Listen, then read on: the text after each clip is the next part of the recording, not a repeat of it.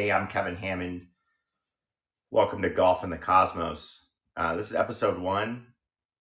Thanks for tuning in. We are going to talk about golf and life and everything in between. ChatGPT came up with a nice little description where physics meets the fairway and the universe takes a swing at your mind. So that is the ChatGPT's take on what we got going here. Been thinking about recently three putting. I think I recently three putt 6 times during a round. So it's like, was that a bad round? If you shoot 79 and you three putt 6 times, was it a bad round? If you shoot 89 and you three putt 6 times, was it a bad round? It's all perspective of what was working, what wasn't working.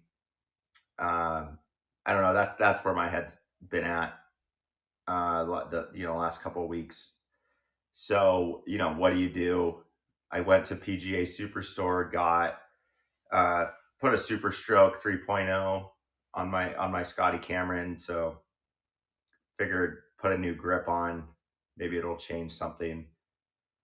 We'll see. So, but that's kind of what we are trying to get at here, right? Is what, how do we think about our life? How do we think about golf?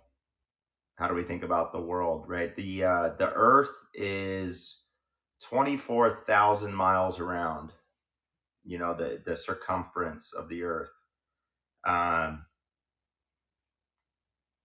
Every golf round, 18 holes is about 5 miles.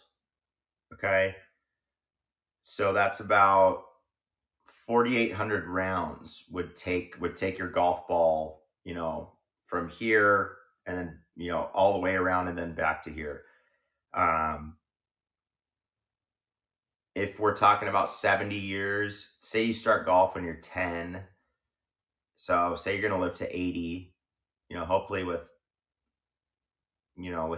all the technology we have, we can make it there. But that's about 68 rounds per year, from 10 to 80. And you've hit the damn golf ball around the entire Earth. So that's,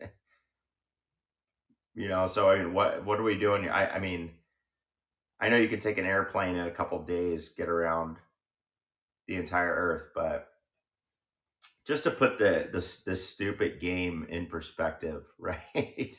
I mean, we are just hitting a little ball 68 times a year, and you've gone from point A to point B, and you're back at point A. I don't know. That's just one way to look at it. It's such a fickle game, but it consumes so much, of our life. But again, golf and life. What's the difference? Why?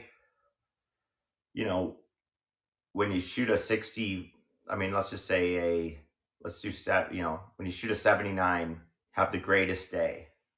Why is that day so good after? And you shoot a 99, the day don't seem so good after, right? Is that a coincidence? Is there something else going on, that's connecting those dots there?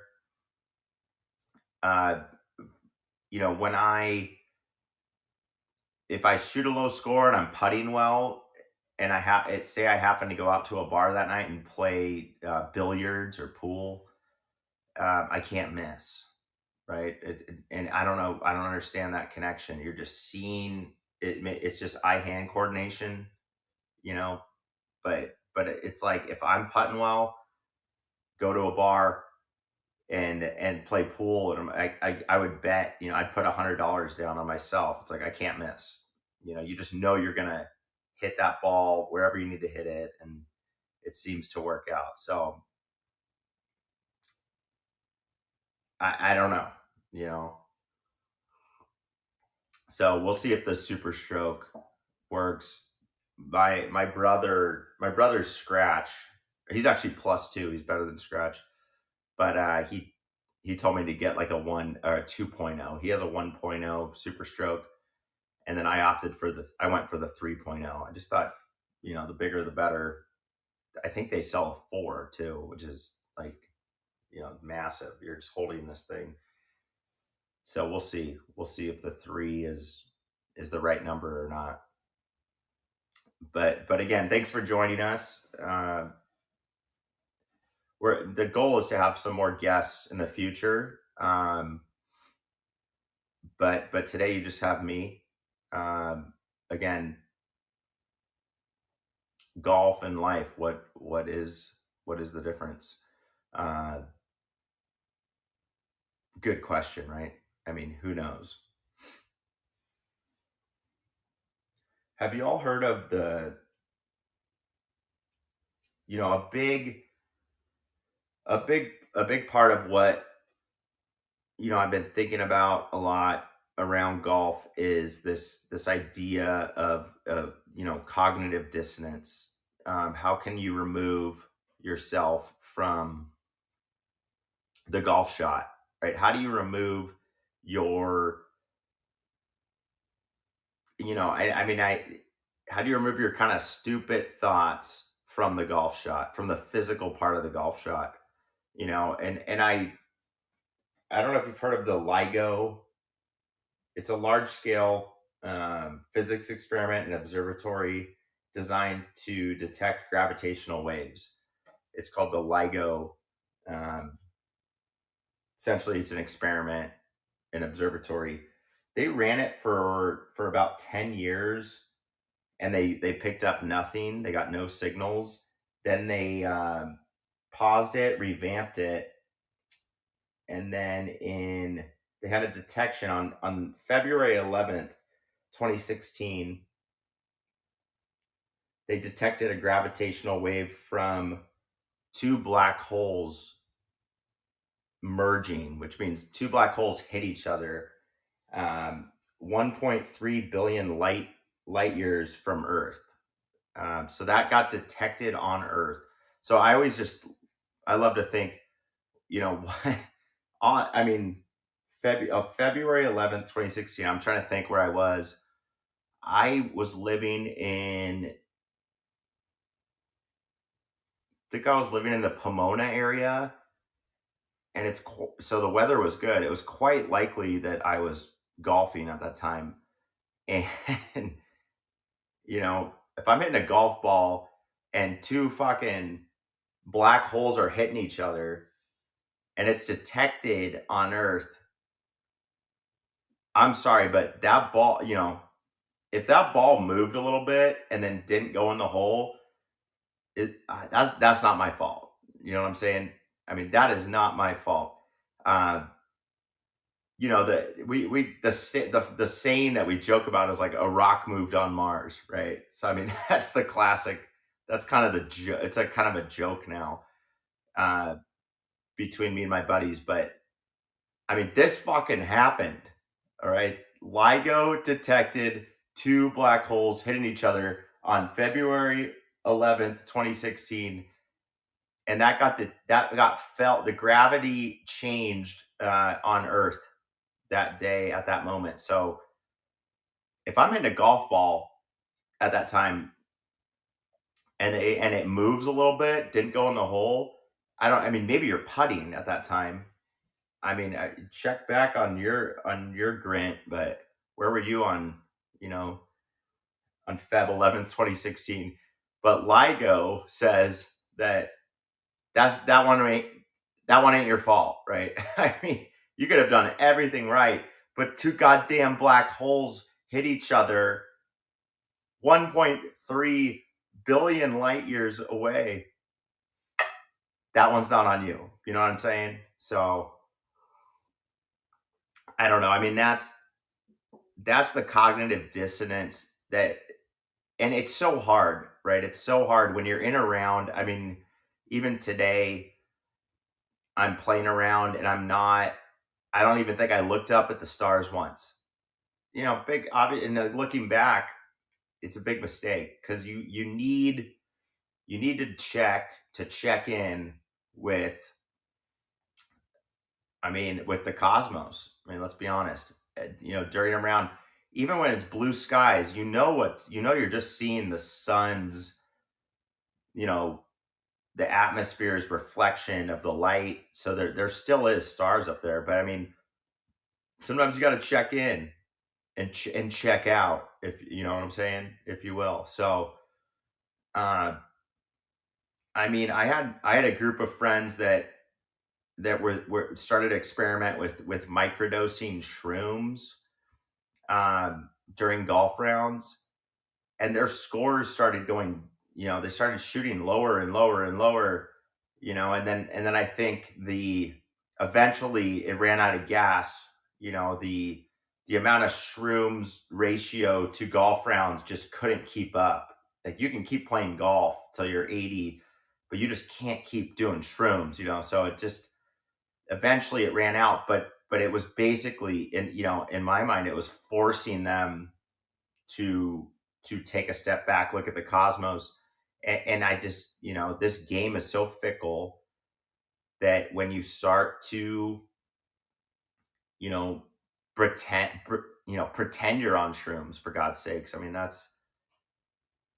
I wish I went up to every tee box, pretended I was on shrooms. I mean, I there's so much mental. I don't even think we've unlocked the beginning of the mental part of this game. I mean, there's a lot of literature of golf psychology, but I don't even think it's scratching the surface, you know, of what's out there. What I witnessed that summer from the microdosing was kind of unbelievable. It was like as if they were getting lessons every other day.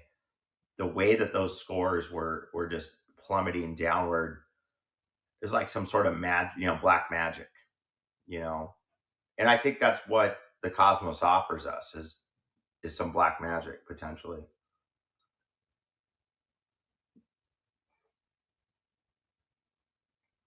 I mean, you go on a run and it's like run a 5K, that's 3 miles. I mean, this earth is not that big. The golf ball is, you know, a small little ball. It's kind of amazing how far that ball goes, by the force that we put on it. And what makes it not go forever? Like, you hit that ball in space off you know, off a spacecraft, uh, there's no gravity, right? So what's bringing it down is gravity. I mean, you ever play we've played in Bend, Oregon, 4,000 feet. The ball went so far. You play you play in Colorado. You play somewhere in high elevation. The ball flies. Flies. I mean, imagine a golf course on Everest or at the base, maybe base camp. Call it the base camp 9. You get to base camp, set up your tent, and you go, well, are you going to the top, man? Well, no, first I have to play the 9-hole executive course, you know, hit your 9-iron 450 yards, I'm sure. I mean, you're up so high at a certain point. You got to get some perspective of, you got to kind of leave sea level at a certain point. Especially when you gun it, you're starting to get yardages. Sometimes we're always long or always short, and you just got to kind of zoom out. Like, okay, am I at sea level? Am I at 4,000 feet? Am I at, maybe you're 1,000 feet, up, but I don't know. I mean, that's one perspective to think about, like, when that ball moves. That's just the shit that goes through my head that I wish I thought about more. You get out there on the course, and it's so hard because you work all week, and you paid your $79, and this round means everything to you, and and you just don't even look up once to go to, to acknowledge gravity or any outside force. You know, you think it's all your physical ability. I don't know. I mean, I just feel like I remember playing with a pro, two ex. I think they were AAA ball players, baseball. And they hit the shit out of the ball. Uh, but you would think a guy that made it, that's that elite of an athlete, should be able to like really just smoke me in golf. And it's just they don't have the full game necessarily. It's just so I don't. It's one of the only games that's not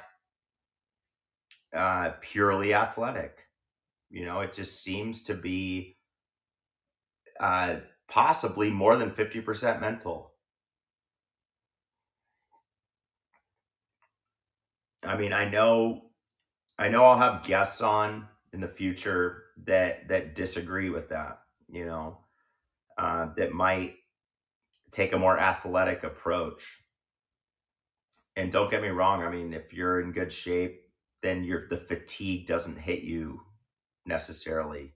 There's an element of after 15 holes, fatigue can hit in. You see it. I've seen it many times. You got guys on a heater, but then that by 13 or 15, the fatigue's going to kick in, and it doesn't matter, what type of great swing thoughts they had, because they're just too tired. They can't hold the club anymore. They can't handle being outside for that long, right? So there's an element of athleticism, certainly, but compared to other sports, it really is. It seems so mental because some people can just hit the ball perfectly on the range, and then you put them in the game, and it's like they've never hit a golf ball before. I've never seen anything like that on other sports. I don't know if it's that drastic of a change.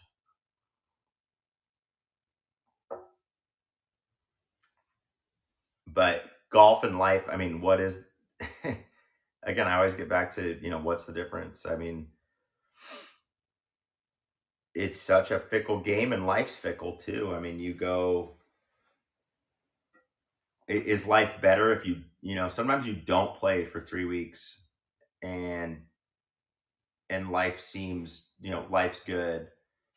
Uh, but then it feels like we're missing something though, right? Like there's no edge to life, um, and everyone, there the beauty of the game is there's all these munis out there, there's all these courses, so it's like whatever price point you need, whatever works for you, right?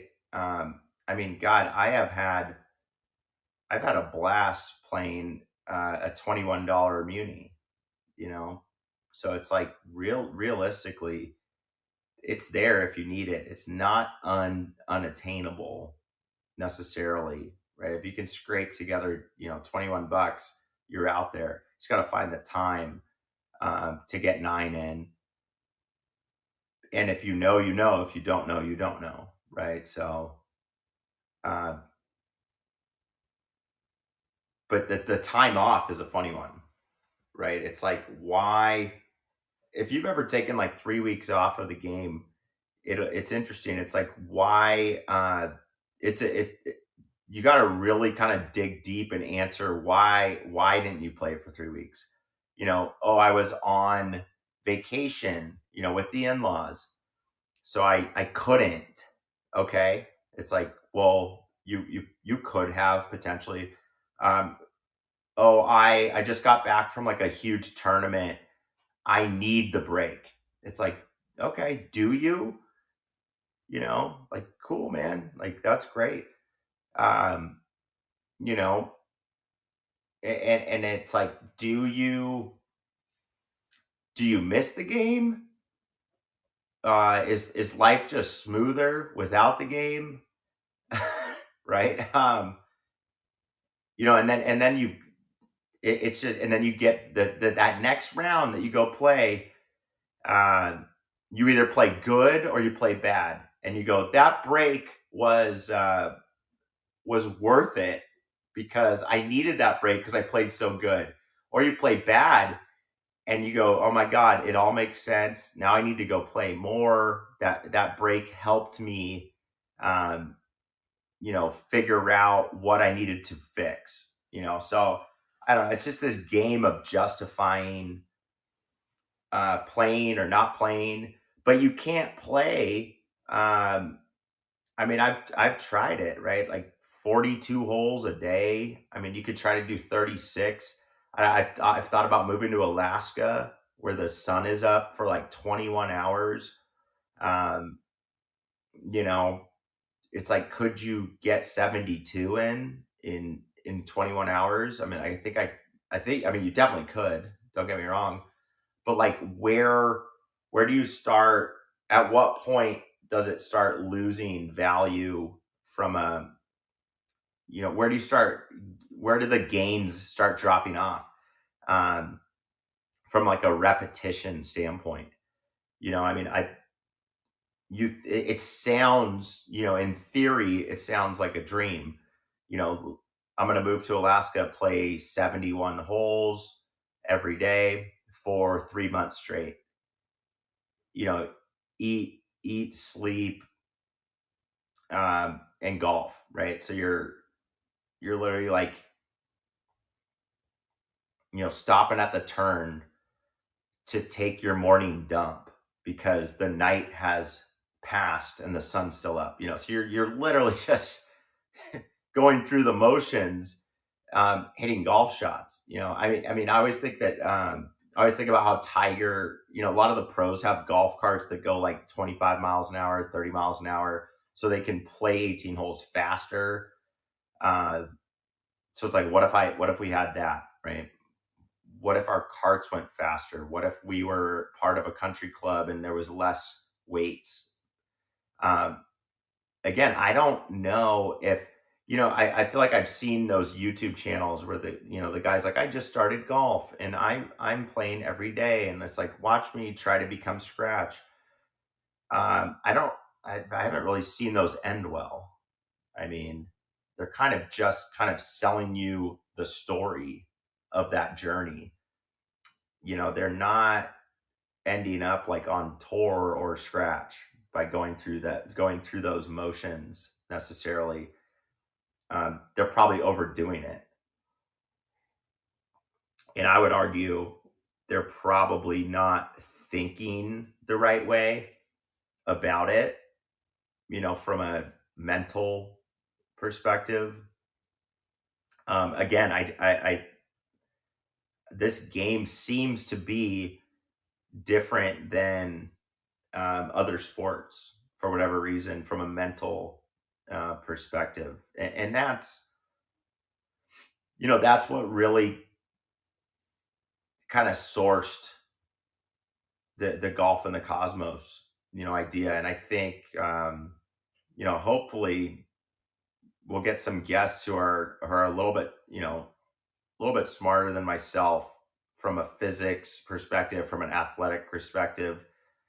But that's kind of the goal.